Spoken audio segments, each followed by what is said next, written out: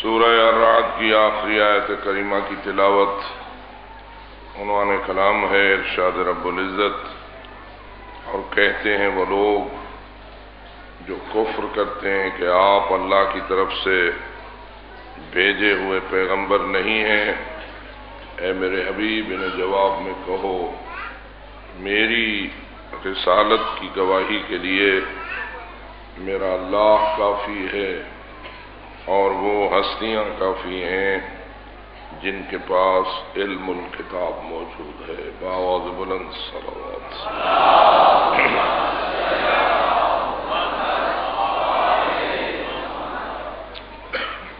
اس بات کا شکریہ ادا کرتے ہوئے کہ اللہ رب العزت نے ہمیں الذین آمنوا میں سے ہونا نصیب فرمایا اور الذین کفروا میں سے ہمیں محفوظ رکھا۔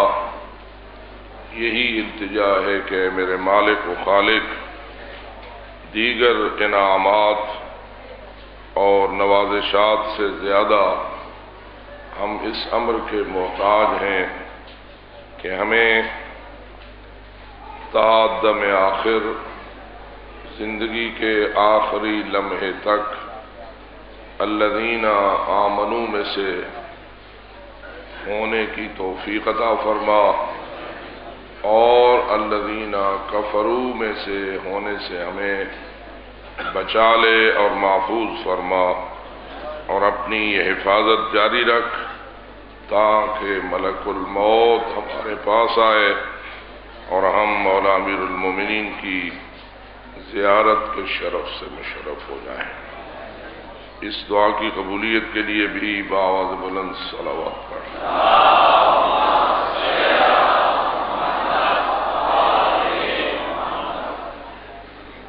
کل کی گفتگو میں نے اس پہلو کو روشن کرنے کی کوشش کی کہ الذین کفروا میں سے ہونے کا سلسلہ مختلف پہلوؤں سے ہوتا ہے۔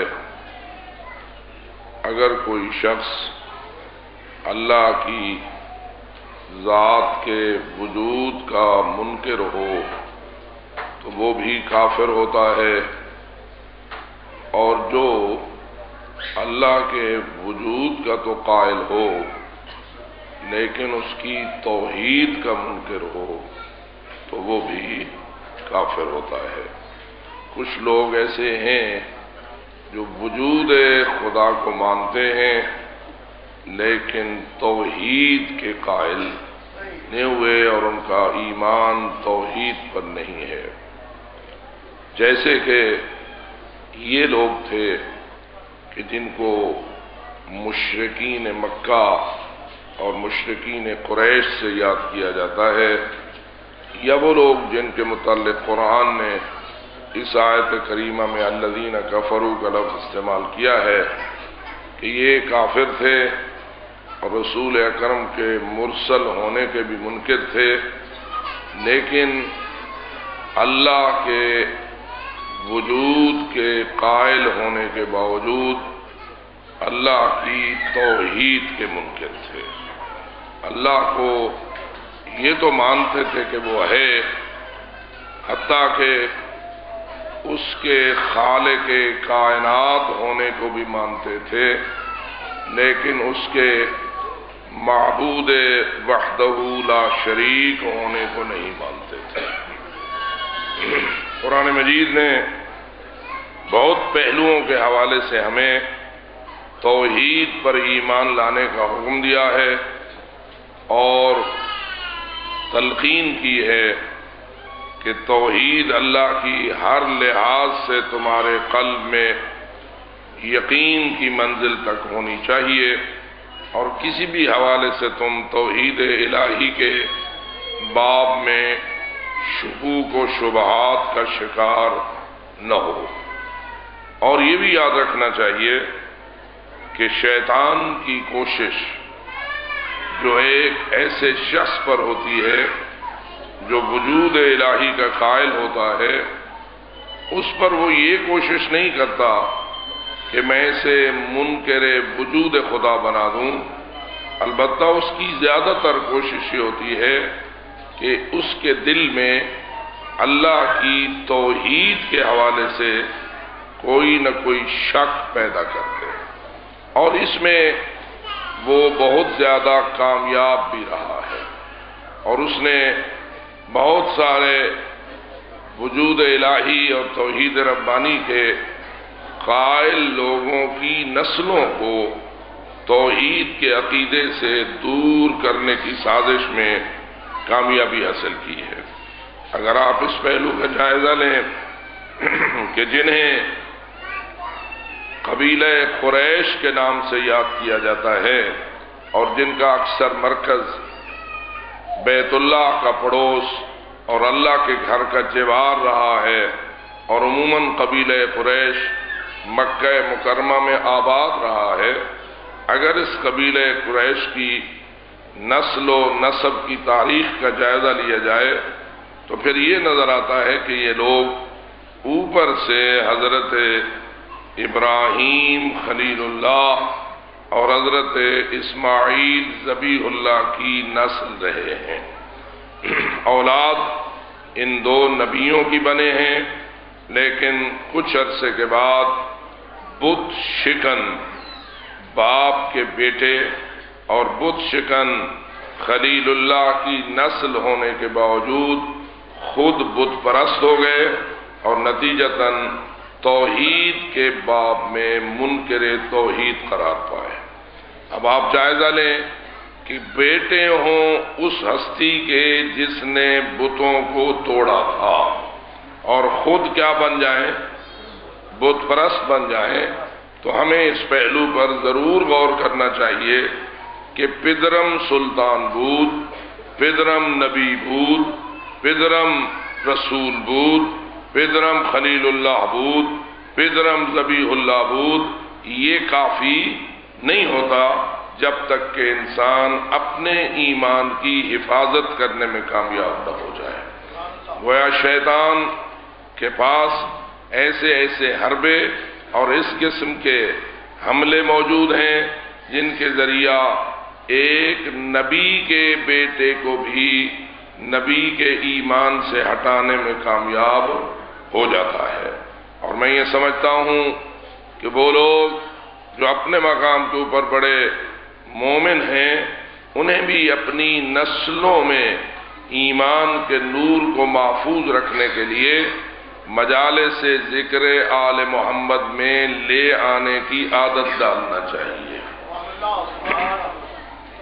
کئی لوگ ہیں جو بسا اوقات اپنے بارے میں یہ سمجھتے ہیں کہ ہم وہاں کالونی میں آباد ہو گئے، لہذا ہم بڑے خوشحال ہو گئے اور ہمیں کوئی ضرورت نہیں ہے، اور جو بیچارے غریبوں کے محلوں میں بستے ہیں وہ عزاداری کو رونق بخشتے ہیں، اور جو بڑے لوگ بن جاتے ہیں وہ عزاداری میں آنا اپنے لیے بے عزتی سمجھتے ہیں۔ اور بعض اوقات بعض لوگ کہتے ہیں کون سفید کپڑے استری والے پہن کر خاک فرش عزا پہ جا کے بیٹھے، اس لیے نہ ہمارے لحاظ سے وہاں کوئی انتظام ہوتا ہے اور نہ ہمارے حوالے سے وہاں کوئی ہماری عزت کی جاتی ہے، لہذا ہم تو جائیں گے کسی اونچے مقام پر، ہم عزاداری کی محفلوں میں شریک نہیں ہوتے۔ لیکن ان لوگوں کو معلوم ہونا چاہیے تمہارے سفید کپڑے کہیں تمہارے دین کو تباہ کرنے کا باعث نہ بن جائے۔ اور اس لیے میرے عزیز دوستو، ہم یہ سمجھتے ہیں کہ مجلس سے ذکر حسین انسان کے ایمان کے لیے ایک بہت بڑے قلعے کی شبیہ ہے، جو اس میں داخل ہو گیا وہ ایمان کی حفاظت میں کامیاب ہو گیا اور ایمان کے دشمن حملوں سے محفوظ ہو گیا۔ یقیناً آپ کو یاد ہوگا کہ حضرت جناب امام رضا علیہ السلام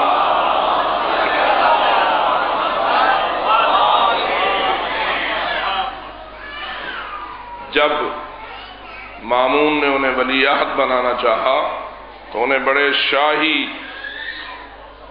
انداز سے مدینہ منورہ سے اپنے اس مرکز تک سفر کرایا کہ جہاں وہ رہتا تھا، جس کا نام اس زمانے میں مرو تھا اور آج کل اسے خراسان کی نگری سے یاد کیا جاتا ہے۔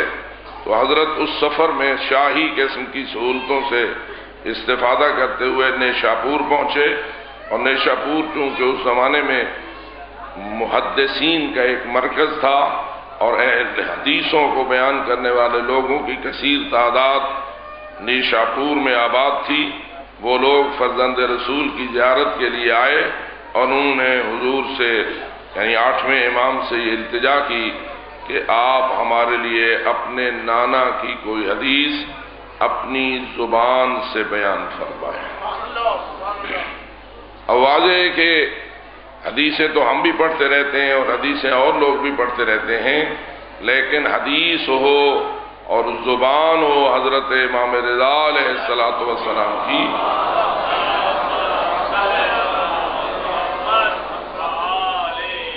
مل کر ایک مرتبہ پھر بھی صلوات تلاوت۔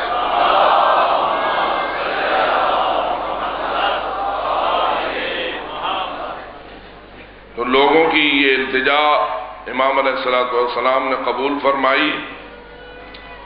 ایک اماری میں تشریف فرما تھے، ایک اونٹ پر وہ اماری تھی اور اس پہ وہ شاہی قسم کی اماری میں سفر کر رہے تھے، لوگ اکٹھے تھے، اب نہیں معلوم کہ سینکڑوں کی تعداد میں تھے یا ہزاروں کی تعداد میں تھے، حضرت کی زیارت کے لیے آئے ہوئے تھے۔ حضرت نے اماری کا پردہ ہٹایا اور راویان نے لکھا ہے کہ جو چہرہ ہمارے سامنے آیا وہ یقیناً ایک فرزند رسول کا ہی چہرہ۔ اس کے بعد حضرت نے جس حدیث کا انتخاب فرمایا وہ یقیناً آپ کے لیے قابل غور ہے۔ آپ جانتے ہیں کہ جو حدیثیں امام رضا علیہ السلام کے سینے میں محفوظ ہو سکتی ہیں ان کا تو کوئی حد و محدودیت ہی نہیں ہو سکتی، کیونکہ علم کا وہ خزانہ ہے۔ وَأَنَا مَدِينَةُ الْعِلْمِ وَعَلِيٌّ بابها کا اپنے زمانے میں مصداق تھے اور علم تو ان کا لامحدود تھا، لیکن اس کے باوجود سوال اس بات کا آتا ہے کہ لوگوں نے وہ یہ تو نہ کہا تھا کہ فلاں موضوع پر ہمیں حدیث سنائیے، انہوں نے یہ کہا تھا کہ ہمیں ایک حدیث اپنے نانا کی اپنی زبان سے بیان فرمائیے۔ تو حضرت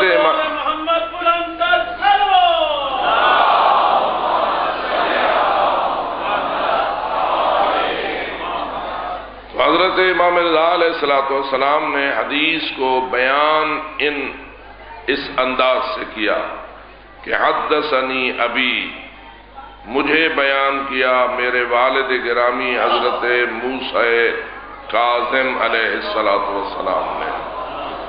وہ بیان فرماتے ہیں کہ مجھے بیان کیا میرے والد حضرت امام جعفر صادق علیہ الصلوۃ والسلام۔ وہ فرماتے ہیں کہ مجھے بیان کیا میرے والد گرامی حضرت امام محمد باقر علیہ الصلوۃ والسلام نے۔ بہتر ہے کہ ہر امام کے نام پر ایک ایک صلوات تلاوت کرتے جائیں۔ صلی علی محمد وآل محمد۔ وہ بیان فرماتے ہیں کہ مجھے بتایا حضرت میرے والد گرامی حضرت امام علی ابن الحسین زین العابدین علیہ السلام، اور وہ فرماتے ہیں کہ مجھے بیان کیا میرے والد گرامی حضرت امام حسین علیہ السلام،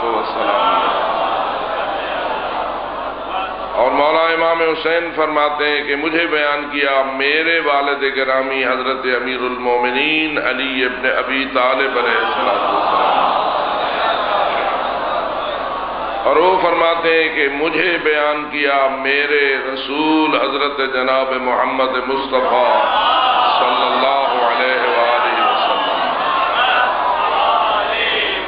اور رسول اکرم فرماتے ہیں کہ مجھے بتایا جبرائیل امین نے، اور جبرائیل امین کہتا ہے کہ مجھے فرمایا رب جلیل نے۔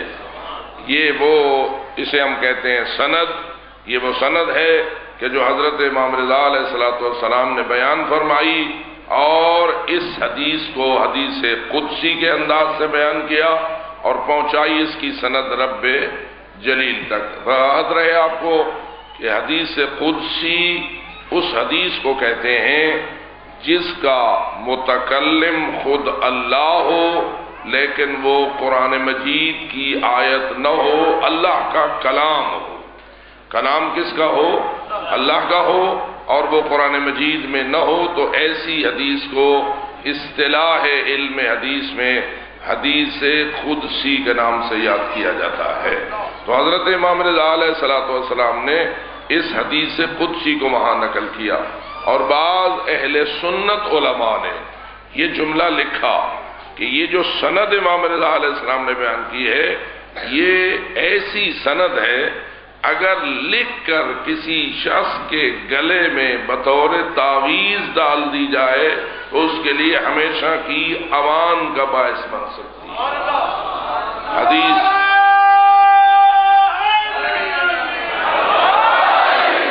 حدیث سلسلۃ الذہب کا نام بھی اسے دیا گیا ہے، یعنی ایک سنہری زنجیر کی مثل ہے یہ حدیث پاک کہ یہ سند اس کی اتنی مضبوط اور سنہری قسم کی سند ہے۔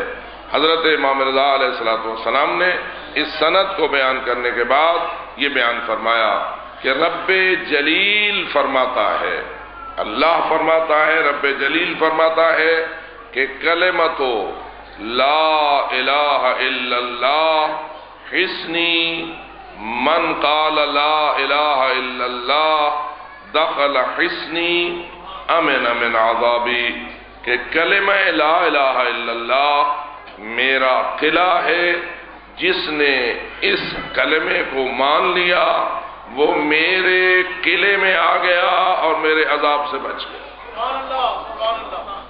توجہ ہے؟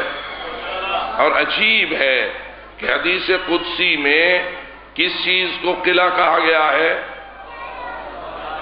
جی کلمہ لا الہ الا اللہ کے ماننے کو اللہ کا قلعہ قرار دیا گیا ہے اور اللہ کے امان سے حفاظت کا وسیلہ قرار دیا گیا ہے، اور حدیث قدسی ہے، اور راوی اس کا حضرت امام رضا علیہ السلام ہے، جس کو یقین ہے وہ بآواز بلند صلوات پڑھے۔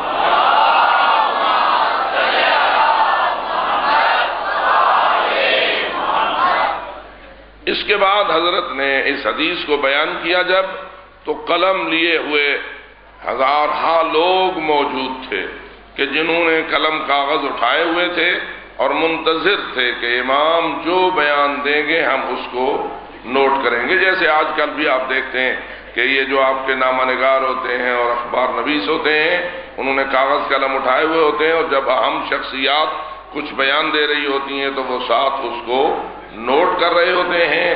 تو آج کل کی ان دنیاوی خبروں کو نوٹ کرنے کے لیے محنت کرنا یہ کچھ اور ہے، اور امام رضا علیہ السلام کے ایسے فرمان کو نوٹ کرنا جو حدیث قدسی ہو اس کی شان کچھ اور ہے۔ چنانچہ اہل قلم نے اس حدیث کو نوٹ کر لیا اور امام علیہ السلام نے اپنی عماری کا پردہ گرا دیا اور اس کے بعد سواری کو چلا دیا۔ سواری چند قدم چلی، لوگ یہ سمجھ گئے کہ حدیث مکمل ہوئی اور امام علیہ السلام روانہ ہو گئے، لیکن اس کے بعد چند قدم چلنے کے بعد امام علیہ السلام نے اپنی سواری کو خود رکوایا، سواری رکی، حضرت نے دوبارہ اپنے عماری کے پردے کو ہٹایا اور اپنے چہرے نورانی کو لوگوں کے سامنے دوبارہ لایا اور روشن کیا۔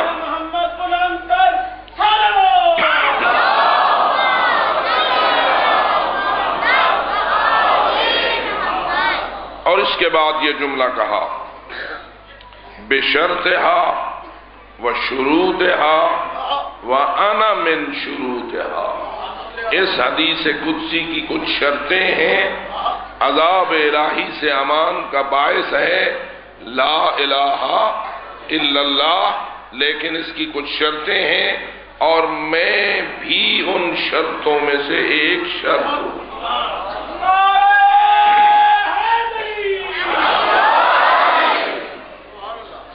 معلوم ہوا کہ اللہ کے قلعے تو ہیں، لیکن ہر قلعے کے قلعے ہونے کو سمجھنے کے لیے بارگاہ امامت میں آنا پڑتا ہے، اور امام یہ بتا سکتے ہیں کہ اس قلعے کے قلعہ ہونے کی شرطیں کیا ہیں، اس کی شروط کیا ہیں، اس کے شرائط کیا ہیں۔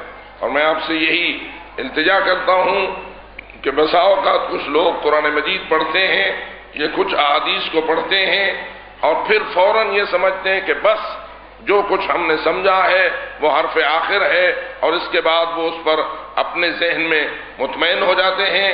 لیکن انہیں یاد رہنا چاہیے کہ قرآن کی آیات بھی مشروط ہو سکتی ہیں اور ائمہ ہدی کی احادیث بھی، محمد و آل محمد کی احادیث بھی مشروط ہو سکتی ہیں.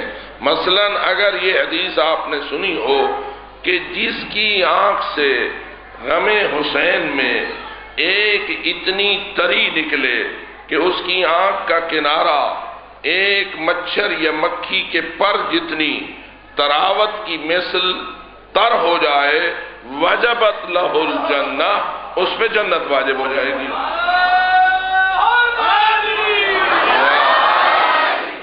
اس پہ جنت واجب ہو جائے گی. آپ نے ماشاءاللہ نعرہ لگایا، پہنچ گئے نا جنت. لیکن یہاں کیا یہ کہا جا سکتا ہے بشرطہا و شروطہا، یقیناً غم حسین کے آنسو جنت کا وسیلہ ہیں، لیکن ساتھ کچھ شرائط بھی ہیں کہ ان شرائط کو بھی پورا کرو گے تو جنت آپ کا حق بن جائے گی. لیکن اگر ان شرائط کو پامال کرو گے تو جس طرح لا الہ الا اللہ بغیر امام رضا کو مانے قلعہ نہیں بن سکتی اور عذاب الہی سے نہیں بچا سکتی، اسی طرح غم حسین میں آنسو بہانا بھی جب تک کہ ان شرائط پر مشتمل نہ ہو جو شرائط انسان کو جہنم سے بچاتے ہیں، سبحان اللہ سبحان اللہ، وہ انسان کے لیے جنت کے واجب ہونے کا باعث ان شرائط سے بنتی ہے، جو شرائط ہر چیز کے ساتھ ملوذ خاطر ہوتے ہیں. اور ان شرائط کو بتانا ائمہ ہدی کا ہے استحقاق یا ان ہستیوں کا ہے جو محمد و آل محمد کے علوم سے فیض یاب ہوتے رہتے ہیں، اور وہ ہمیشہ اس کام میں لگے رہتے ہیں کہ کون سی شرط کس مقام پر ہے، اور یہی علماء کا فریضہ ہے. یہ جو آپ دیکھتے ہیں کہتے ہیں ہم کہ علماء کی تقلید ضرور کرو، علماء سے پوچھو، اپنے ذہن کو حرف آخر نہ بناؤ.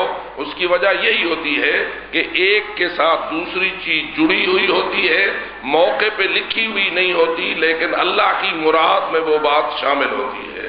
لہذا انسان کو علماء سے اور ان ہستیوں سے جو ائمہ ہدی کے علوم کے وارث ہیں ان سے دور رہ کر خوش نہیں ہونا چاہیے، اور اپنے مقام پر اتنا جلدی بھی مطمئن نہیں ہو جانا چاہیے کہ جب تک کہ اطمینان کے سارے وسائل مہیا نہ ہو جائیں. جس تک میری بات پہنچی ہے وہ بآواز بلند صلوات پڑھے.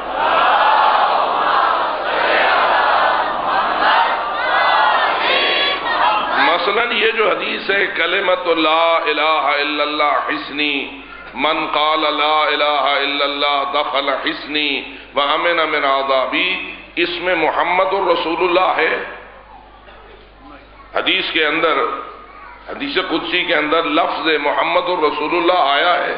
نہیں آیا. کلمۃ لا الہ الا اللہ فقط آیا ہے. امام کی زبان پر اس وقت محمد الرسول اللہ نہیں آیا.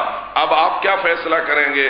جو لا الہ الا اللہ کہے اور منکر ہو محمد الرسول اللہ کا، کیا وہ عذاب سے بچے گا؟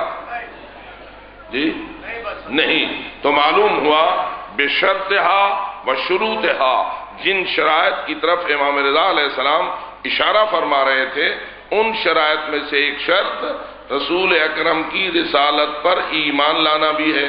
اگر کوئی بندہ لا الہ الا اللہ پڑھتا ہے لیکن محمد رسول اللہ پر ایمان نہیں لاتا تو اس نے شرط کو پورا نہیں کیا، اور جب شرط کو پورا نہیں کیا تو قلعے میں داخل نہیں ہوا، اور جب قلعے میں داخل نہیں ہوا تو اللہ کے عذاب سے بچ نہیں سکتا.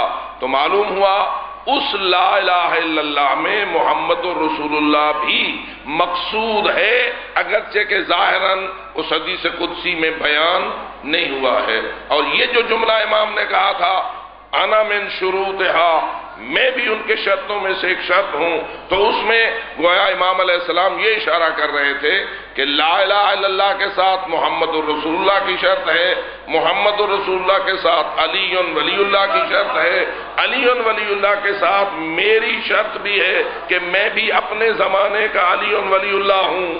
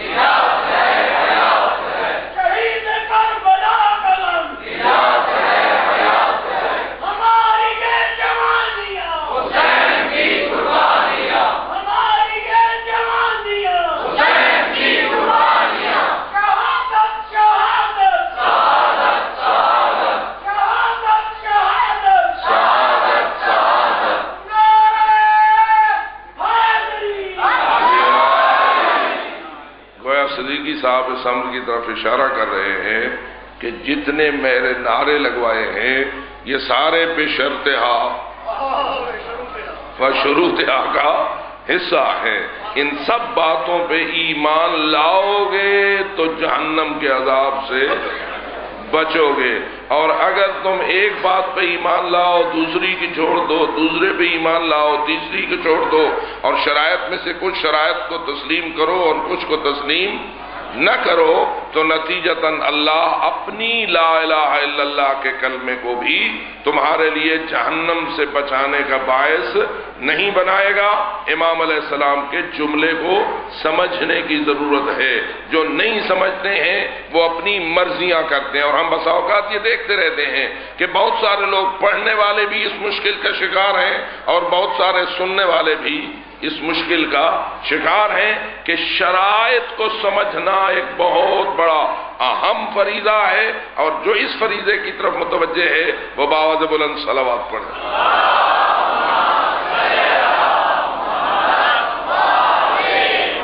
مثلا آپ کلمہ پڑھتے ہیں لا الہ الا اللہ محمد رسول اللہ صلی اللہ علیہ وآلہ وسلم، آگے علی ولی اللہ وصی رسول اللہ و خلیفتہ. یہ فرمائیے محمد الرسول اللہ پڑھنے والا اس کے دل میں بھی علی ولی اللہ ہونا چاہیے، تو محمد الرسول اللہ ہونا چاہیے. یہ علیحدہ بات ہے، کبھی کہتا ہے کبھی نہیں کہتا. اگر لا الہ الا اللہ کہتا ہے محمد رسول اللہ نہیں کہتا، لیکن دل میں محمد رسول اللہ ہے تو شرط پوری ہو گئی یا نہیں؟ اور محمد رسول اللہ کہتا ہے علی ولی اللہ نہیں کہتا، لیکن دل میں علی ولی اللہ ہے، بولو شرط پوری ہو گئی. بات دل کی ہے یا زبان کی ہے؟ اصل بات تو قلب کی ہے نا، کہ انسان کا قلب ہوتا ہے ایمان کا مرکز، انسان کا قلب ہوتا ہے عقیدے کا مرکز. عقیدہ دل رکھتا ہے یا زبان؟ جتنا بھی آپ کا ایمان ہے کہاں رہتا ہے؟ آپ کا ایمان زبان پہ رہتا ہے یا دل میں رہتا ہے؟ اگر دل میں نہ رہے فقط زبان پہ رہے تو پھر وہ ایمان نہیں ہوگا، وہ منافقت ہو جائے گی. اس لیے کہ نفاق یہ ہوتا ہے کہ زبان پہ ہو اور دل میں نہ ہو. اس لیے پہلے ایمان کی جو اصل جگہ ہے وہ انسان کا قلب ہے، اس کو انسان مانتا ہے، تسلیم کرتا ہے، دل میں یقین رکھتا ہے. اور لفظ یقین پہ بھی ضرور غور کیجئے، یقین ہونا چاہیے یا شک ہونا چاہیے؟ یقین کا نام ایمان ہے یا شک کا نام ایمان ہے؟ اور بعض لوگ اگر دل میں شک رکھتے ہوں اوپر سے بڑے نعرے لگاتے ہوں، ایسا ہو سکتا ہے یا نہیں؟ دل میں شک ہو اور بڑی بلند بانگ باتیں ہوں نعرے بھی ہوں، مجلسیں بھی ہوں، تقریریں بھی ہوں، تحریریں بھی ہوں، لیکن قلب اگر شک کا شکار ہے تو یہ بندہ مومن نہیں ہوا۔ مومن اصل وہ ہوتا ہے جس کے قلب میں ایمان داخل ہو چکا ہوا۔ اور اسی لیے کہا ہے قرآن مجید نے کہ بہت سارے لوگ ایسے ہیں کہ وہ کہتے ہیں کہ آمنا، اللہ فرماتا ہے وَلَٰكِنْ قُولُوا أَسْلَمْنَا وَلَمَّا يَدْخُلِ الْإِيمَانُ فِي قُلُوبِكُمْ، ان لوگوں کو کہو آمنا نہ کہا کرو، اسلم نہ کہا کرو۔ کیوں کہ جب تک ایمان لما يدخل الایمان فی قلوبکم، جب تک ایمان تمہارے دل میں داخل نہیں ہوگا تم اپنے آپ کو مومن کہنے کے حقدار نہیں ہو، مومن کہنے کے حقدار نہیں ہو۔ اب جو مومن ہے اپنے ایمان کی گواہی کے لیے بآواز بلند صلوات پڑھے۔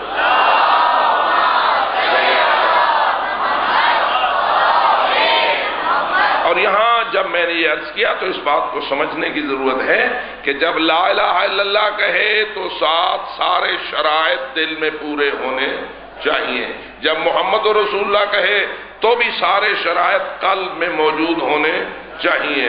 اگر اس کے دل میں علی ولی اللہ ہے تو محمد رسول اللہ میں سچا ہے، اور اگر نہیں ہے تو اس میں سچا نہیں ہے۔ دیکھیے محمد رسول اللہ کو ماننے والے کو رسول اکرم نے جو کچھ اللہ کی طرف سے بیان فرمایا ہے اس پر 100% اپنے قلب میں ایمان اور یقین رکھنا چاہیے، یا کچھ فیصد معاف ہے؟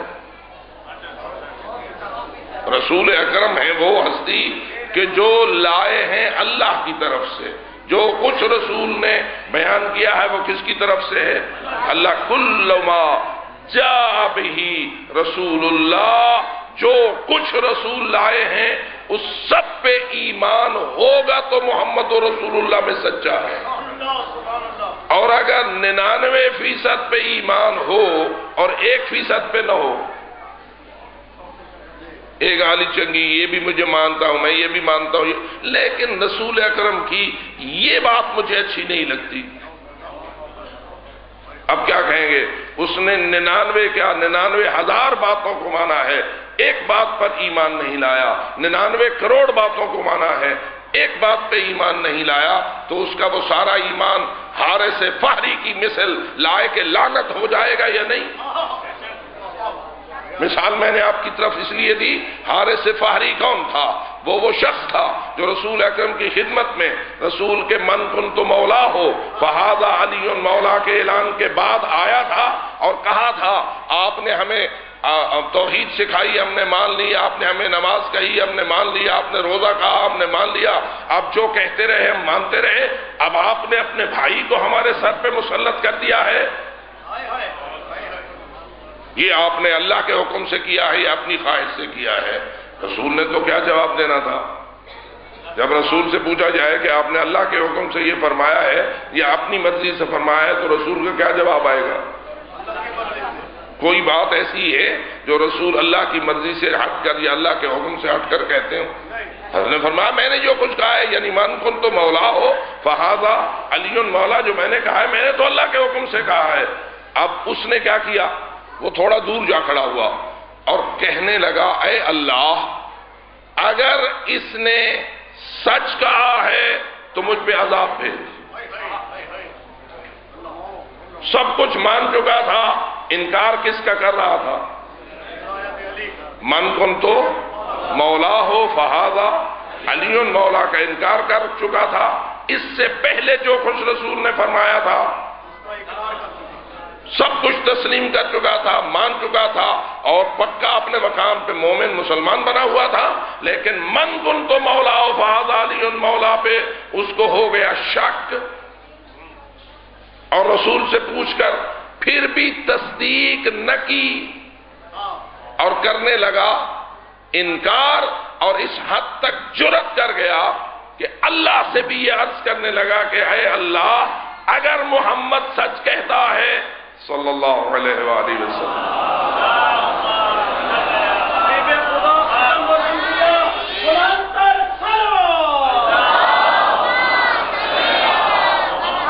تو میرے اوپر عذاب بھیج۔ اب میں یہاں عام طور پر وضاحت کے لیے یہ عرض کرنے کی سعادت حاصل کرتا ہوں کہ اللہ عذاب بھیجنے میں جلدی کرنے کا دستور رکھتا ہے یا دیر کرنے کا دستور رکھتا ہے؟ عموماً اللہ کا دستور کیا ہے؟ نافرمان پر عذاب جلدی بھیجتا ہے یا دیر کرتا ہے؟ آپ دیکھ رہے ہیں، یعنی میں یوں بھی اگر اقرار کروں تو کوئی حرج نہیں ہے کہ اگر دستور الہی اپنے نافرمانوں پر اور اپنے گناہگاروں پر جلدی عذاب بھیجنے کا ہوتا تو اللہ جانے ہم سب، ہم جتنے بیٹھے ہیں معصوم ہیں یا غیر معصوم ہیں؟ ہمیں اقرار ہے یا نہیں کہ ہم سے اللہ کی نافرمانیاں ہوئی ہیں؟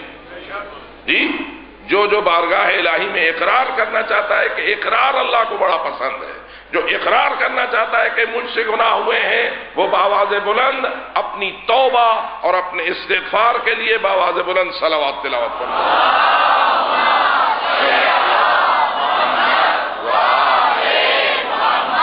واضح ہے کہ ہم اقرار کرتے ہیں کہ ہم گناہگار ہیں، ہم اعتراف کرتے ہیں کہ ہم سے گناہ ہوتے ہیں اور ہم اللہ سے توبہ کے طلبگار ہیں۔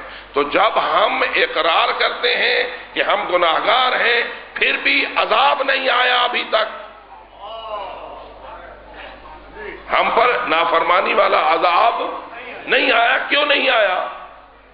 تو اس کا جواب یہ ہے کہ وہ رحمان بھی ہے اور وہ رحیم بھی ہے، وہ اپنے عذاب میں جلدی نہیں کرتا، وہ عذاب میں تاخیر کرتا ہے۔ اب یہاں سوچنا ہے کہ وہ ہے عذاب میں تاخیر کرنے کا دستور رکھتا۔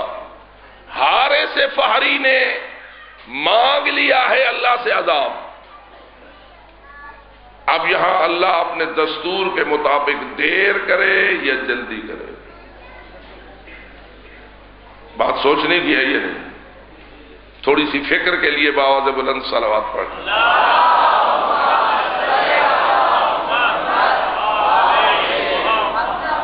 اب آپ کا جواب کیا آئے گا؟ اللہ اپنے دستور کے مطابق دیر کرے یا عذاب بھیجنے میں جلدی کرے، جبکہ اس نے انکار من کن تو مولا ہو فہاد علی مولا بھی کر لیا ہے اور اللہ کے رسول سے پوچھ لیا ہے، اور رسول نے جواب میں کہہ دیا ہے کہ میں نے جو کچھ کہا ہے اللہ کے حکم سے کہا ہے، اور وہ اللہ سے عذاب مانگنے کھڑا ہو گیا ہے۔ بتائیے اللہ دیر کرے یا جلدی کرے؟ کیوں جلدی کرے؟ یہ سوچنے کی بات ہے، یہ سوچنے کی بات ہے۔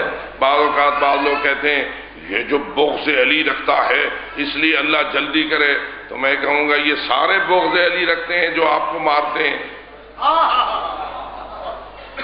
کتنے بغض علی رکھنے والے ہیں اور ان پہ جلدی عذاب نہیں آیا؟ بس سمجھ لو بغض علی بھی ایک بہت بڑا جرم ہے، لیکن اس جرم کو بھی اللہ جلدی عذاب کے ساتھ نہیں شکار کرتا، اس میں بھی تاخیر کرتا ہے۔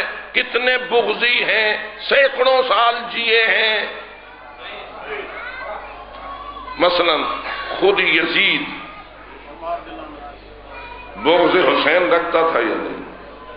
اور جو بغض امام حسین رکھے وہ بغض مولا علی بھی رکھتا ہے یا نہیں؟ اور جو بغض مولا علی رکھے وہ بغض رسول بھی رکھتا ہے یا نہیں؟ اور جو بغض رسول رکھے وہ بغض الہی کا شکار بھی ہوتا ہے یا نہیں؟ تو وہ بغضی ہے لیکن زندہ رہا ہے یا نہیں؟ حتیٰ کہ امام حسین کو شہید کر گیا ہے پھر بھی زندہ رہا۔ دیر کرتا ہے اللہ عذاب میں، بغض علی کی بنیاد پر فقط نہیں جلدی کرتا عذاب میں۔ کس وجہ سے یہاں جلدی کی کہ ایک کنکر آسمان سے گرا، اس کے سر میں لگا، نیچے سے گزرا اور وہ تڑپ کے وہیں جہنم کا ایندھن بن گیا۔ اب سوال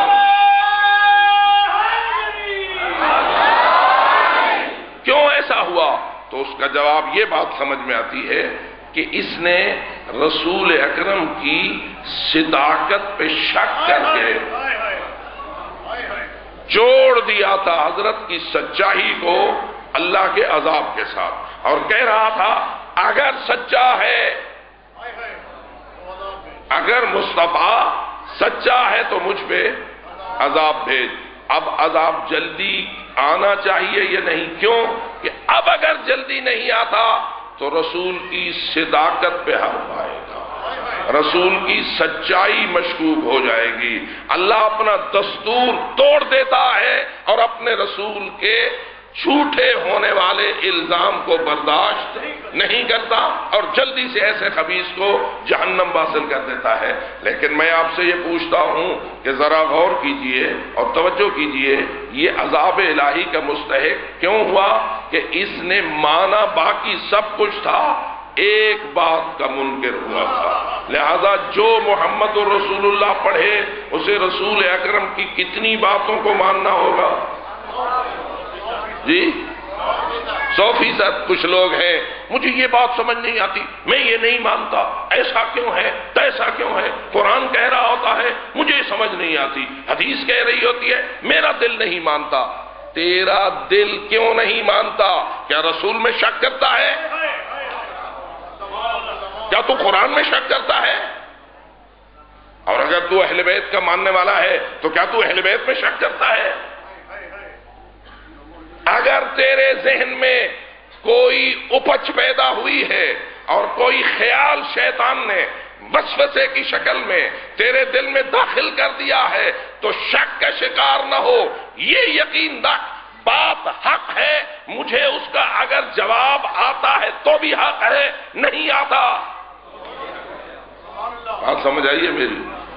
کیا ایسا ہو سکتا ہے یا نہیں کہ اللہ کی توحید کے باب میں آپ کو کوئی آئے ملحد، کوئی زندیق، کوئی آج کے بڑے خبیث لوگ اور وہ آپ کو کوئی اس قسم کی بھول بھلی میں ڈال دیں اور ایسی پیچیدہ دلیل آپ کو دیں کہ آپ اس کا اپنے طور پر کوئی جواب نہ دے سکیں، تو کیا آپ کو اپنے عقیدے پر یقین رکھنا چاہیے یا شک کا شکار ہو جانا چاہیے؟ شک کا شکار اس لیے ہو جائے میں جواب نہیں دے سکا لہذا بات پتہ نہیں کچی ہو، تو جواب نہیں دے سکا بات پکی ہے۔ دیکھیے ائمہ خدا علیہ السلام نے ایک نصیحت کی اپنے ماننے والوں کو، کہا ہے لوگوں کے ساتھ دین کی بات کرو، لوگوں کے ساتھ گفتگو کرو، لیکن کسی بھی شخص کے ساتھ اپنے مذہب کے بدلنے کی شرط نہ لگانا۔ میں اگر جواب نہیں دے سکا تو میں مذہب بدل دوں گا۔ بات سمجھ آ رہی ہے؟ کئی بڑے بیٹھے ہوتے ہیں نا، بات ہوتی ہے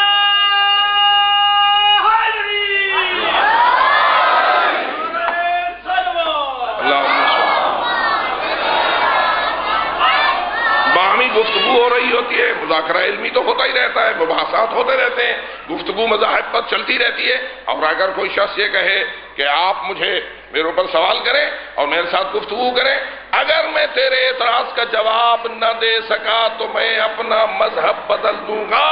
ائمہ نے فرمایا خبردار ایسی شرط لگا کر گفتگو نہ کرو، مذہب بدلنے والی بات نہ کرو۔ کیوں؟ یہ تمہیں کہنے کا تب حق حاصل ہے جب تم اپنے مذہب کے سب سے بڑے عالم ہو، وہ مذہب کے سب سے بڑے عالم ہو۔ اب بتائیے آپ کے مذہب کے سب سے بڑے عالم کون ہیں؟ توجہ ہو رہی ہے؟ مذہب اہل بیت کے سب سے بڑے عالم کون ہیں؟ ائمہ اہل بیت ہی ہے نا۔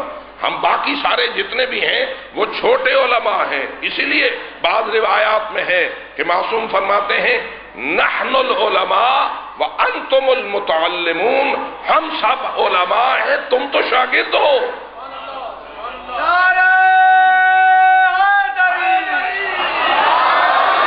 بلکہ اس باب میں وضاحت کر دوں، اس وقت جتنے ہمارے مراجع اعظام موجود ہیں، امام خمینی بہت بڑی ہستی رحمت اللہ علیہ گزر گئے، آیت اللہ خوئی گزر گئے، آیت اللہ سیستانی موجود ہیں، راہبر معظم موجود ہیں، یہ صف اول کے علماء ہیں مذہب اہل بیت کے، لیکن ان کو بھی یہ حق نہیں دیا گیا کہ وہ مذہب کو داؤ پر لگائیں۔ کیوں؟ اس لیے کہ انتم المتعلمون نحن العلماء، ائمہ کہتے ہیں علماء ہم ہیں تم سب شاگرد ہو۔ اور جب امام خمینی جیسی ہستی بھی مکتب آل محمد کی شاگرد ہے تو ہم کس بات کی مولی ہے؟ ہم کیا چیز ہے؟ 2 حرف پڑھے نہیں اور فن بن گئے؟ نہ، اپنے مذہب کو داؤ پہ نہ لگاؤ، بلکہ یہ کہو کہ اگر کوئی جواب میں نہ دے سکا تو میں اپنے سے بڑے عالم سے جواب لے کر تجھے دوں گا۔ میں ذمہ دار اتنا بڑا ٹھیکیدار نہیں ہوں کہ میں جو کہوں وہ حق ہے اور اس کے بغیر باقی سب شک ہے، نہ۔ لہذا کیا آپ کو اسلام کے برحق ہونے اور مذہب اہل بیت کے برحق ہونے کا پختہ یقین ہے یا اپنے علم پر یقین ہے؟ مذہب کی حقانیت پر یقین ہے، دین کی حقانیت پر یقین ہے، لیکن دین کے علم میں آپ کہاں فائز ہیں؟ دیکھیے، آپ ہزارہا مجالس سن چکے اپنی زندگی میں۔ ان ہزاروں مجلسوں کے بعد علم ختم ہوا؟ جی، دین اسلام اور مذہب اہل بیت کا علم حرف آخر تک پہنچ گیا، اب آپ کو باقی کچھ نہیں چاہیے؟ یہ ابھی چل رہا ہے سلسلہ، کب تک چلے گا؟ چلے گا نا؟ تو اس کا مطلب یہ ہوا کہ ابھی بہت کچھ ہے جو میرے پاس نہیں آیا، میں نے جو لیا ہے وہ ابھی ایک قطرہ ہے، جو باقی ہے وہ سمندر ہے۔ تو اس لیے میں اپنے آپ کو حرف آخر پر کیسے پہنچاؤں؟ میں مذہب کا ایک شاگرد تو ہو سکتا ہوں، میں مذہب کا سب سے بڑا عالم نہیں ہو سکتا۔ سب سے بڑے عالم کا نام ہے محمد مصطفیٰ، اس کے بعد علی مرتضی۔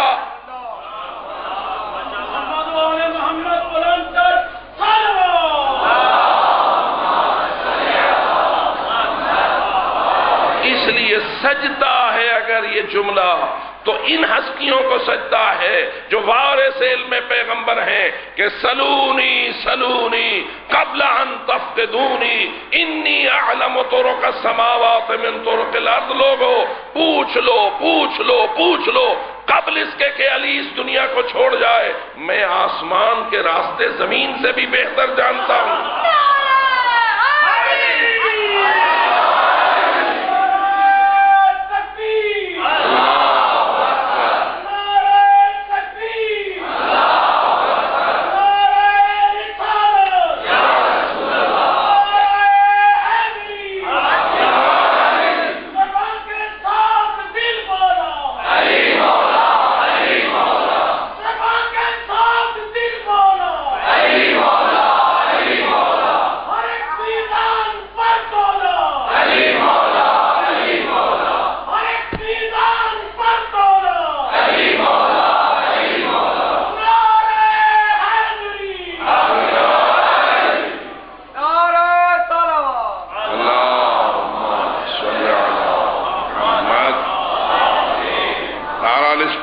توجہ ضرور دیجئے، بشرطہا و شروطہا۔ جو بھی چیز آپ کے سامنے ایسی مطلق شکل میں آئے کہ جس کے ساتھ قید ذکر نہ ہوئی ہو، شرط کا تذکرہ نہ ہوا پڑا ہو، تو یہ نہ سمجھا کرو کہ اس میں کوئی شرط نہیں ہے، کوئی قید نہیں ہے۔ اصل میں وہاں قید بھی ہوتی ہے، شرط بھی ہوتی ہے، لیکن اس کے عالم وہ ہستیاں ہوتی ہیں جو دین کی سب سے بڑی عالم اور قرآن کے علم کے خزانے کو سینے میں رکھتی ہے۔ اور اسی لیے آپ جب علی ولی اللہ کہتے ہیں تو آپ تو فقط یہی کہتے ہیں علی ولی اللہ، آپ کے اللہ کے اولیاء اور ہمارے امام 12 ہیں یا تنہا علی ہیں؟ جی، ائمہ کتنے ہیں؟ 12۔ اور کلمے میں آپ کس کا نام لیتے ہیں؟ علی ولی اللہ کا۔ اب بتائیے، نہ امام حسن کا نام آتا ہے، نہ امام حسین کا، نہ باقی ائمہ خدا کا، تو پھر ہمارا کلمہ مکمل ہے؟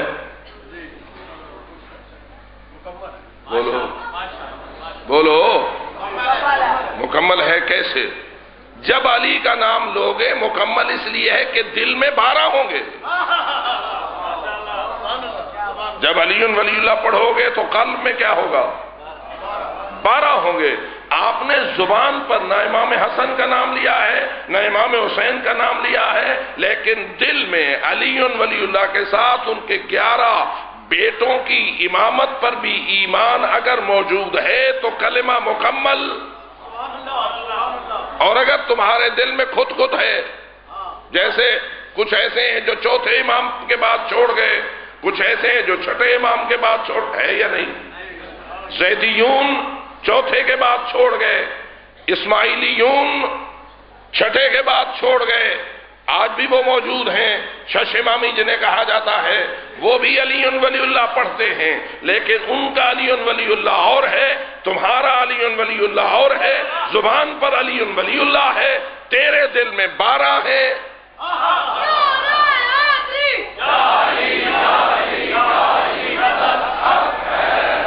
ان کے دل میں 6 ہیں، لہذا ضروری نہیں ہوتا ہے کہ زبان سے بات کہی جائے تو ایمان بنے، ایمان تب بنتا ہے جب دل میں ہو۔ اسی لیے ہم آپ کو کہتے ہیں، یہ لوگ جو تشہد کے حوالے سے آپ کو مختلف قسم کے دلائل دیتے ہیں، ان کو کہو زبان سے کہنے سے اصل مسئلہ حل نہیں ہوتا، دل میں ہونے سے ہوتا ہے۔ اس کی محمد الرسول اللہ بھی قبول ہے جس کے دل میں علی ولی اللہ ہے، اور اگر وہ محمد الرسول اللہ کے ساتھ دل میں علی ولی اللہ نہیں رکھتا،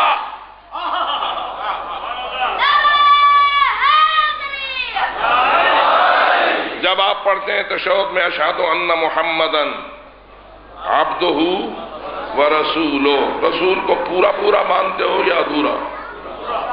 عبدہ ورسولہ جب کہتے ہو تو 100% رسالت پیغمبر کو مانتے ہو یا 99%؟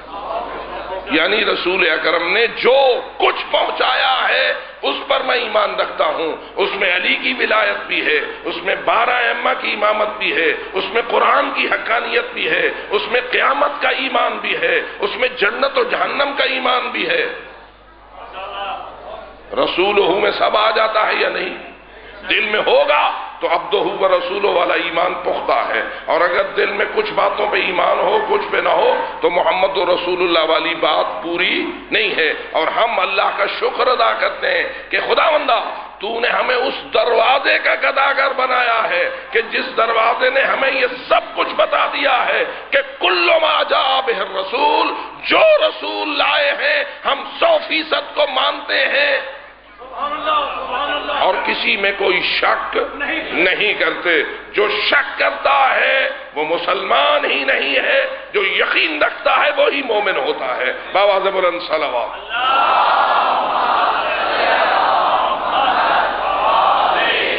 تو اس لیے عزیزان گرامی کا اپنے قلب کو مومن رکھنا چاہیے، دل میں حقیقی ایمان ہونا چاہیے، اور یہ کم از کم کلی طور پر انسان کے دل میں یہ بات ہونی چاہیے کہ مجھے پتا ہو فہرست کا یا نہ ہو، میں کم از کم اس بات پر ایمان لایا ہوں کہ اللہ کا رسول ہے، جو کہا ہے وہ حق ہے، جو رسول لائے ہیں اللہ کی طرف سے وہ حق ہے۔ میں ابھی اگر پوری طور پر اس کی معلومات میں کامیاب نہیں بھی ہوا تو بھی میں کم از کم مجموعی طور پر یہ مانتا ہوں کہ رسول کا کوئی بھی ارشاد ناحق نہیں ہے، اور رسول اکرم نے جو فرمایا ہے وہ 100% حق ہے۔ مجھے نہیں پتا کہ رسول اکرم نے 1,00,000 کلمات ارشاد فرمائے ہیں، 10,00,000 کلمات ارشاد فرمائے ہیں، 1 ارب کلمات ارشاد فرمائے ہیں، کچھ کلمات مجھ تک پہنچے ہیں، کچھ کلمات مجھ تک نہیں پہنچے ہیں، حتیٰ کہ ہم مانتے ہیں سیاہ ستہ بھی تمام کلمات پیغمبر کو نوٹ نہیں کر سکے، کتب اربع بھی تمام کلمات انبیاء ائمہ ہدا کو نوٹ نہیں کر سکے، بہت سارے ایسے ارشادات ہوں گے جو رسول اکرم کے ہم تک نہیں پہنچے، لیکن ہم ایمان رکھتے ہیں پہنچے ہیں تو بھی حق، ہم تک نہیں پہنچے ہیں تو بھی حق، اس لیے کہ رسول کی رسالت پر حق ہے، اس میں شک کرنے کی کوئی گنجائش نہیں ہے۔ مجھ تک جو بات پہنچتی جائے گی میں اس کو اپنے ایمان کا حصہ بناتا جاؤں گا۔ کلی طور پر میں نے ایمان رکھا ہوا ہے، اور یہی وہ ایمان ہے جو تیری نجات کا باعث ہوگا، یہی وہ ایمان ہے۔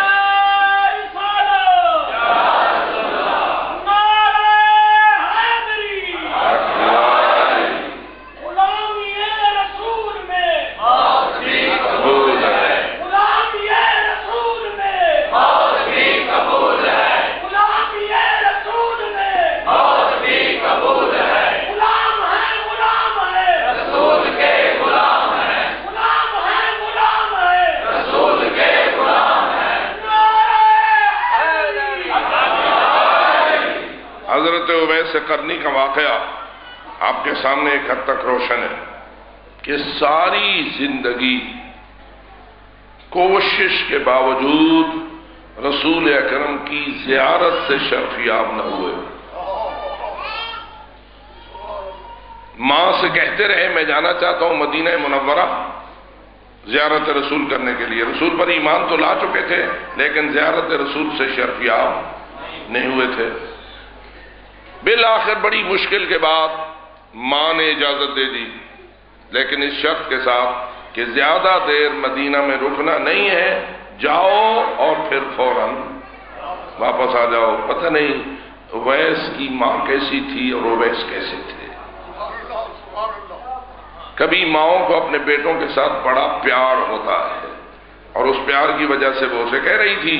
بالآخر حضرت اویس ماں سے اجازت لے کر پہنچ گئے مدینہ منورہ، لیکن عجیب اتفاق یہ تھا کہ رسول اکرم ان دنوں مدینہ منورہ میں تشریف فرما نہیں تھے، اور حضرت اویس آ گئے مدینے میں، مسجد نبی کو دیکھا، رسول کے گھر کو دیکھا، رسول کی گلی کو دیکھا، اور رسول اکرم کی یہ یادگاریں وہاں دیکھ لیں، اور اس کے بعد ماں کی اپنی نصیحت و وصیت پر عمل کرتے ہوئے مدینہ کو خیر بات کہہ کر واپس آ گئے۔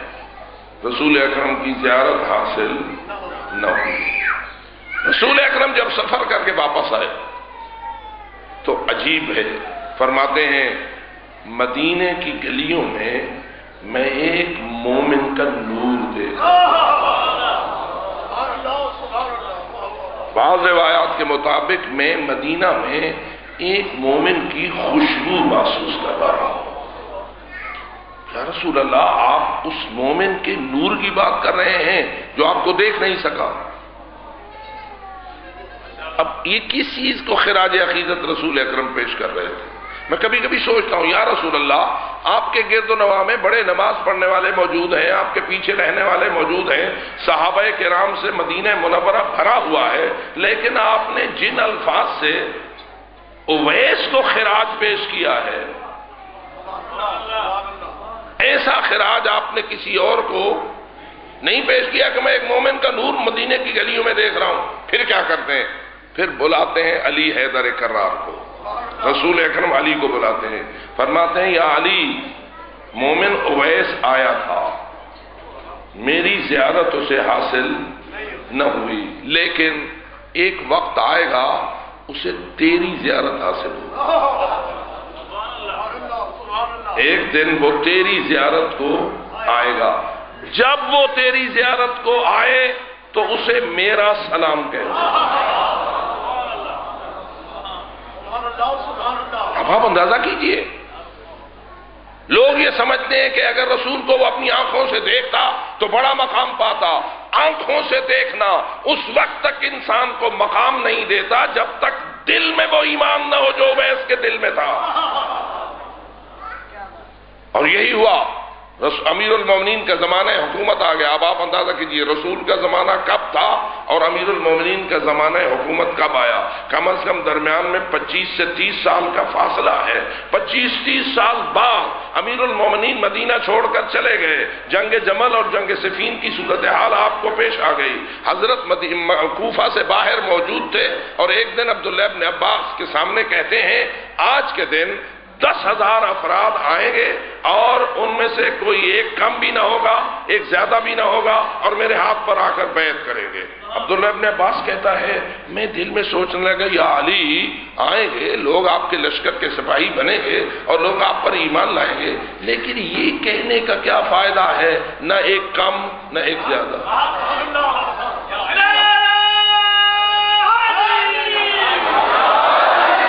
یعنی وہ متائی میں ایک گھاٹ تھی پووے تے متائی میں ایک واد تھی پووے، تو آپ کو کیا فائدہ یہ کہنے کا؟ بات سمجھ آ رہی ہے؟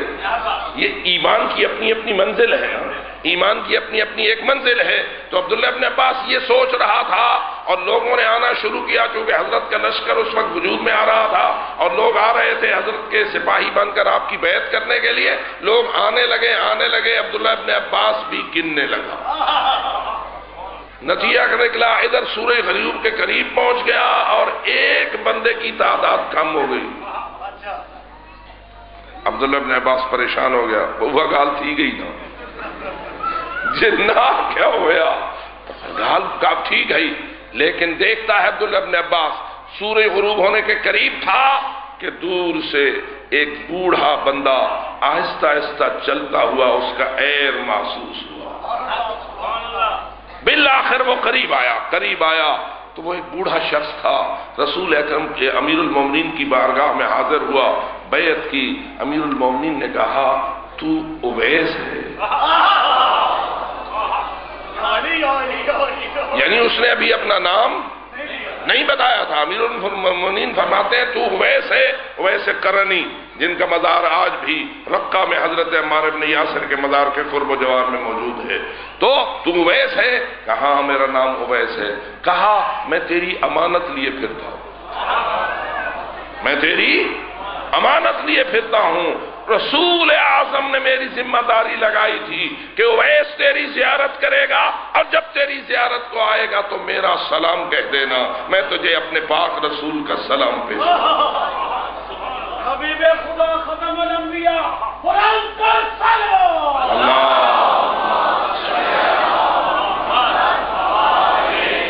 اب آپ اندازہ کریں آنکھوں سے رسول کو دیکھنا زیادہ اہم ہے یا قلب میں رسول کو ماننا زیادہ اہم ہے؟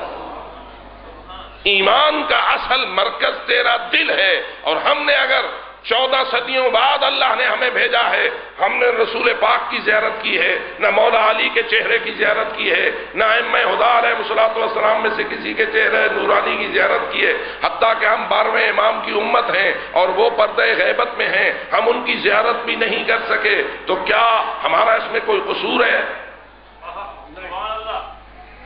تو جو ہے ہمارا اس میں کوئی قصور ہے؟ ہم زیارت کرنا نہیں چاہتے تھے یا اللہ نے اسباب نہیں بنائے؟ 11 امام واپس چلے گئے، 12ویں امام پردہ غیبت میں چلے گئے، یا یوں کہوں کہ 13 معصوم واپس چلے گئے، 14ویں معصوم پردہ غیبت میں چلے گئے، ہم ان کی زیارت سے محروم ہیں، اور ہمارے بہت سارے مومن ہیں کہ جو ظہور سے پہلے فوت ہو چکے ہوئے ہیں، اور انہیں یوں زیارت معصوم ظاہر بظاہر اپنی آنکھوں سے نصیب نہیں ہوئی، تو وہ اتنے محروم ہیں؟ نہیں، ہو سکتا ہے کہ ان میں سے بہت سارے ایسے ہوں جن کے قلب میں اتنا ہی ایمان ہو جتنا کہ رسول کے بارے میں اویس قرنی کے قلب میں موجود۔ عادل ظہور امام زمانہ قرآن کا سلام۔ ایمان میں انسان کے کمزوری نہیں ہونی چاہیے، ایمان میں انسان کے استحکام ہونا چاہیے، اور یہ مجالس ذکر کربلا قائم اسی لیے کی جاتی ہیں کہ تیرا ایمان مستحکم ہے، تیرا ایمان مستحکم رہے، اور یہ ایمان کے استحکام کی دلیل ہے کہ دشمن ان مجلسوں میں آ کر حملے کر کے سینکڑوں ہمارے عزاداروں کو شہید کر چکا ہوا ہے، اور کتنے ہاں خون بہ چکا ہے، کتنی مجلسیں متاثر ہوئی ہیں، کتنے جلوس متاثر ہوئے ہیں، کتنی امام بارگاہیں متاثر ہوئی ہیں، کیا کیا ظلم ہے کہ جو ان قاتلوں نے کیا ہے، لیکن اتنی بڑی جماعت اور اتنی بڑی بھیڑ اور اتنے زیادہ مومنین اور یہ خواتین اپنے بچوں سمیت گھروں کو چھوڑ کر مجلس میں آئی بیٹھی ہیں۔ پتہ چلتا ہے کہ یہ ایمان کے استحکام کا قلعہ ہے۔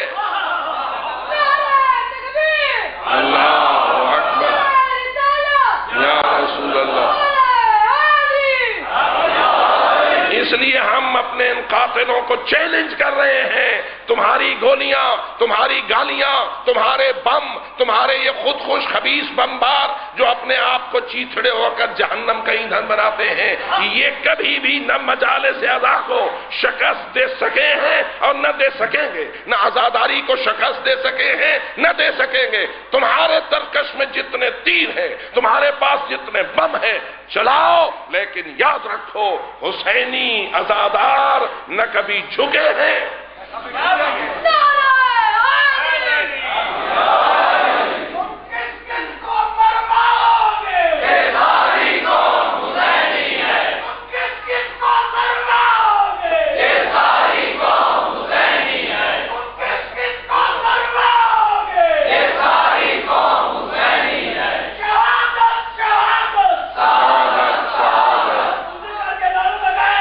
ایمان کا ثبوت دے، تو کس کس کو مروا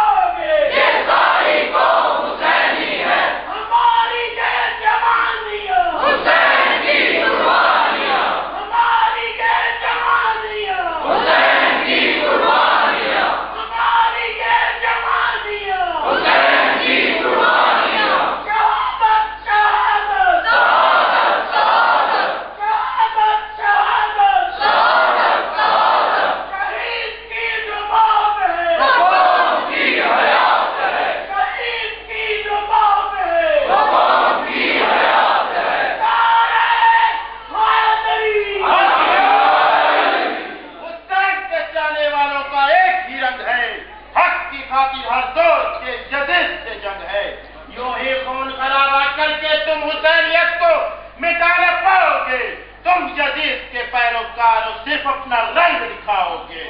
ہم نے حق کے پرچم تلے سر جھکایا ہے، ہم نے حق کے پرچم تلے سر جھکایا ہے۔ تمہارے نصیب میں یزید اور ہمارے نصیب میں حسین آیا۔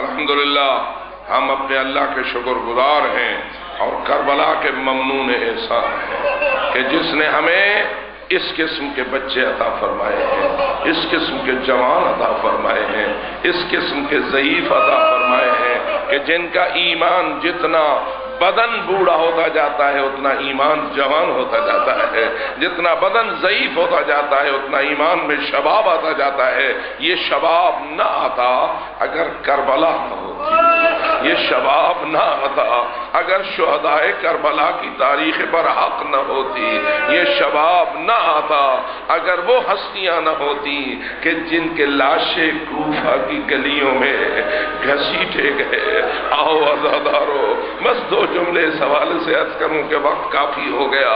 امام حسین باوجود حضرت موسیٰ کی شہادت کے علم کے ظاہری اسباب کو سامنے رکھتے ہوئے کوفہ کے سفر کو جاری رکھے ہوئے ہیں کہ ایک مقام آیا جسے مقام ضرورت سے تعبیر کیا گیا ہے۔ امام نے دیکھا کہ سامنے کوفہ کے راستے سے ایک شخص آ رہا تھا۔ امام نے رکا، اپنے آپ کو روکا کہ اس شخص سے کوفہ کے حالات کا کچھ جائزہ لے لیا جائے، لیکن وہ شخص دیکھ کر پہچان گیا کہ رسول کا بیٹا حسین ہے۔ اس نے ملنا پسند نہ کیا، اس نے رستہ چھوڑ دیا، وہ دور سے گزر گیا۔ امام نے سمجھا یہ مجھ سے ملنا نہیں چاہتا۔ امام نے اپنے کاروان کی رفتار کو جاری رکھا، لیکن تاریخ کہتی ہے پیچھے سے دو حاجی تیزی سے آ رہے تھے۔ انہوں نے دیکھا کہ وہ امام کو نہیں ملا، یہ گئے ہم جائیں اس بندے سے حالات کوفہ کا جائزہ لیں۔ چنانچہ یہ گئے تو اتفاقاً وہ ان کے اپنے خاندان کا ایک شخص بنی اسد کا نکلا۔ جب سلام و دعا ہو چکی تو ان دونوں نے اس سے پوچھا کوفہ سے آ رہے ہو؟ کہا میں کوفہ سے آ رہا ہوں۔ کہا بتا سکتے ہو کوفہ کی آخری خبر کیا تھی، کوفہ کے آخری حالات کیا تھے؟ آؤ عزادارو، یہ جملہ انسان کے دل کو ہمیشہ جلاتا رہا ہے اور جلاتا رہے گا کہ اس شخص نے کہا کہ جب میں کوفہ سے نکلا تھا تو کوفہ کی آخری خبر یہ تھی کہ میری آنکھوں کے سامنے مسلم ابن عقیل بھی شہید ہو چکے تھے، ہانی ابن عروہ بھی شہید ہو چکے تھے، لیکن ظلم بالائے ظلم یہ تھا کہ ان دونوں شہیدوں کی لاشوں کے قدموں میں رسیاں ڈال کر انہیں کوفہ کے گلی بازاروں میں گھمایا جا رہا تھا۔ آؤ عزادارو، یہ مسلمانوں کی حکومت ہے، یہ مسلمان ہیں کہ جو ایسا کرتے ہیں۔ معلوم ہوتا ہے یزیدی کل بھی ایسے تھے، آج بھی ایسے ہیں، کل بھی یہی ظلم کرتے تھے، آج بھی یہی ظلم کرتے ہیں۔ شہیدوں کی لاشوں کے قدموں میں رسیاں ڈال کر ابن زیاد ملعون کے حکم کے ساتھ کوفہ کی گلیوں میں گھمایا گیا۔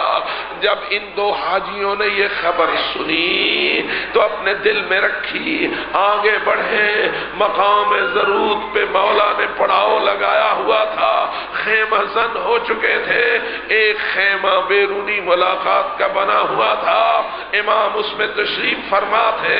یہ دونوں حاجی اس خیمے میں وارد ہوئے تو کیا دیکھا؟ امام خود بھی تشریف فرما ہے، کہیں عباس بیٹھا ہے، کہیں علی اکبر بیٹھا ہے، کہیں اونو محمد ہے، کہیں قاسم ہے، یہ سارے چاند کے ستارے ان کے گرد و نواح میں تشریف فرما ہے۔ یہ گئے، سلام و آداب کرنے کے بعد عرض کیا مولا ہمارے پاس ایک خبر ہے، اگر آپ چاہیں تو ہم آپ کو ان برادران کے سامنے بیان کر دیں، اگر چاہیں تو خلوت میں بیان کریں۔ وہ شخص جس سے آپ ملنا چاہتے تھے اور وہ نہ ملا تھا، ہم اسے ملے تھے، اس نے ہمیں خبر دی ہے۔ امام کے متعلق روایت کہتی ہے امام نے اپنے ساتھیوں میں سے ایک ایک پہ نظر ڈالی اور اس کے بعد کہا ان میں کوئی نہیں ہے جس سے خبر کو چھپایا جائے، ان میں کوئی نہیں ہے جس سے خبر کو چھپایا جائے، تم ان لوگوں برادران کے سامنے یہ خبر بیان کر دو۔ اب انہوں نے اپنی زبان کو کھولا اور فرمایا وہ شخص جو کوفے سے آ رہا تھا آپ بھی اس سے ملنا چاہتے تھے؟ کہا ہاں۔ کہا ہم ان سے ملے تھے، اچھا میں اس سے کچھ حالات لینا چاہتا تھا، تم اسے ملے تو اس نے کیا بتایا؟ اب جب اس نے یہ جملہ بتایا کہ وہ شخص یہ کہتا تھا جب میں کوفے سے نکلا ہوں تو مسلم ابن عقیل اور ہانی ابن عروہ کی لاشوں کے قدموں میں رسیاں ڈال کر انہیں کوفہ کی گلیوں میں پھرایا جا رہا تھا۔ 14 صدیاں بعد مسلم سے عقیدت رکھنے والوں، ہانی ابن عروہ سے محبت رکھنے والوں، تم تو سن کر برداشت نہیں کر رہے، آؤ ذرا جائزہ تو لو عباس کے دل پہ کیا گزری ہوگی، علی اکبر کے قلب ناظرین پہ کیا گزری ہوگی، اولا محمد و قاسم نے یہ جملہ کیسے سنا ہوگا۔ خود امام انا للہ و انا الیہ راجعون پڑھنے لگے، زارو قطار رونے لگے اور آنسو مولا کے بہنے لگے، فرمانے لگے رحمت اللہ علیہما، اللہ میرے ان دونوں پہ رحم کرے۔ چلے گئے، ہم بھی ان کے پیچھے جا رہے ہیں۔ عزادارو بس میں پوچھتا ہوں جب امام رو رہے ہوں تو بتاؤ غلاموں پہ کیا گزر جانا چاہیے؟ جب امام کے آنسو بہ رہے تھے تو غلاموں پہ کیا گزر جانی چاہیے؟ مختصر کروں، واقعات کو مفصل نہیں بیان کیا جا سکتا۔ کافی دیر امام وہاں بیٹھے گریہ کرتے رہے، لیکن اس کے بعد اس خیمے کو چھوڑا اور چلے زنانہ خیمہ چلے خواتین کی جانب۔ جب خواتین کے خیمے میں گئے وہاں اپنی ہمشیر زینب کبریٰ کو بلایا، فرمایا میری بہن زینب، ہمارے اس قافلے میں مسلم ابن عقیل کی ایک بیٹی، ان کی اولاد سمیت ہم سفر ہے، ذرا اس دختر مسلم کو بلا لاؤ۔ عزادارو روایت کہتی ہے وہ 11 یا 7 سال کے سن کی بچی تھی، آئی امام نے اس دختر کو اپنی گود میں بٹھایا، بٹھا کے سر پہ دست شفقت پھیرنا شروع کیا، دست شفقت پھیر رہے تھے۔ وہ بچی کچھ محسوس کر کے بول گئی، کہنے لگی کیا میرے بابا کو خیر تو ہے؟ کیا میرے بابا کو خیر تو ہے؟ امام نے جواب میں فرمایا آج کے بعد میں تیرا میری بہن زینب تیری ماں ہے۔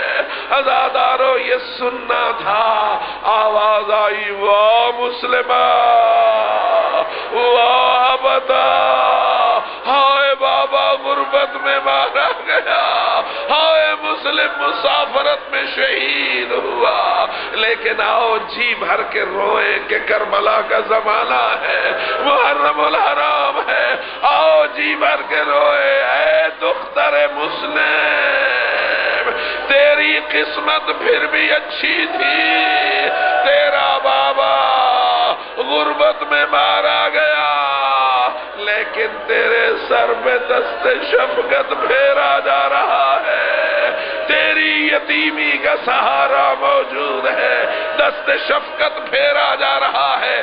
آؤ نا جی بھر کے یاد کریں، ہائے سکینہ